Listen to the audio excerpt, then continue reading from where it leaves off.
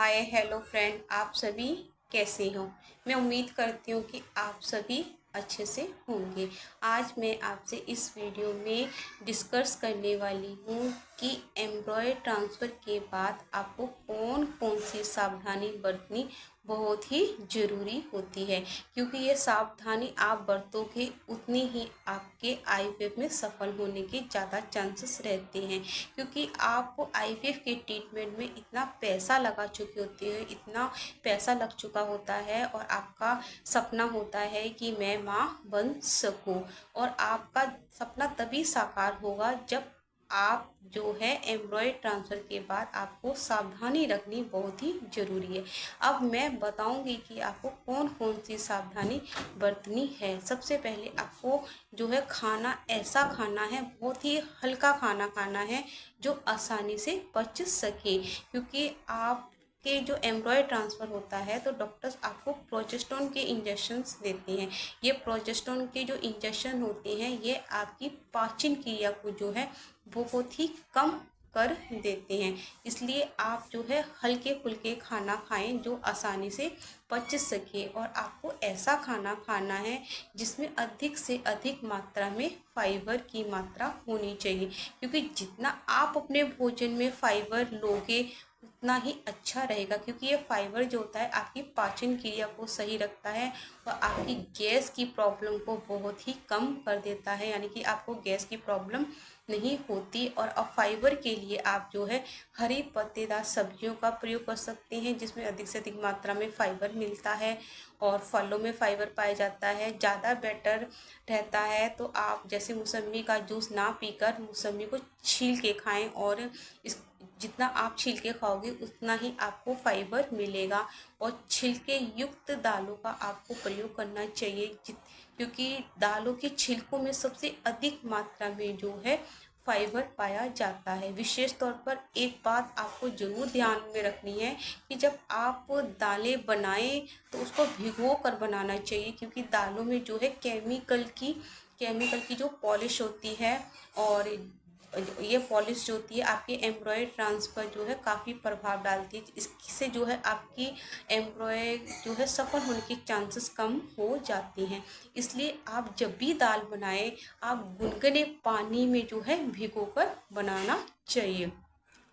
अब मैं आपको बताऊंगी कि बहुत से पेशेंट कहते हैं कि जब आपका एम्प्लॉय ट्रांसफ़र हो जाता है कि हम यात्रा कर सकते हैं कि नहीं कर सकते। जब आपका एम्प्लॉय ट्रांसफ़र हो जाता है तो आप मतलब कि आप नज़दीक नज़दीक रहते हो, 4-5 घंटे की दूरी पर है, तो आप एम्प्लॉय ट्रांसफ़र वाले दिन ही आप अपने घर जा सकती हैं। अगर आप दूसरे देश से आई हो, दूर से आई हो, यानी कि 1 दिन का टाइम लग जाएगा, तो आप अपने हॉस्पिटल में 1 से 2 दिन तक आप आसानी से रुक सकती हैं। जब आप अपनी यात्रा पर जाती हैं, यानी कि अपने घर जाती हैं लंबी यात्रा के लिए, जहां आपको एक दिन लग जाता है, 2 दिन लग जाते हैं, तो आपको बहुत ही सावधानी रखनी है कि हर 2 घंटे के बाद आपको यूरिन पास करना बहुत ही ज़रूरी है। आप यूरिन को होल्ड कर कर ना रखें, क्योंकि बहुत सी महिलाओं का डर रहता है कि हम यूरिन पास करेंगे कहीं हमारा एम्ब्रॉय निकल तो नहीं जाएगा। जब आपका एम्ब्रॉय ट्रांसफ़र हो जाता है तो वो यूट्रस की लाइन से चिपक जाता है और वह आपका जो है यूरिन पास करने में आपका एम्ब्रॉय नहीं निकलता। हर 2 घंटे के बाद आपको यूरिन पास करना बहुत ही ज़रूरी होता है, क्योंकि आप नहीं करोगी तो इन्फेक्शन होने के ज़्यादा चांसेस रहते हैं। आपको जो है घर का काम करने में आपको बहुत ही सावधानी बरतनी बहुत ही ज़रूरी है। आपको जो है भारी काम नहीं करना है, ना ही भारी सामान उठाना है। आप घर के हल्के फुल्के काम कर सकती हो, जैसे अपने कपड़े घड़ी कर रख दो, सब्जी काट दो, और आपको जो है झाड़ू पोछा मतलब झुक कर जो भी काम होता है वह आपको नहीं करना चाहिए।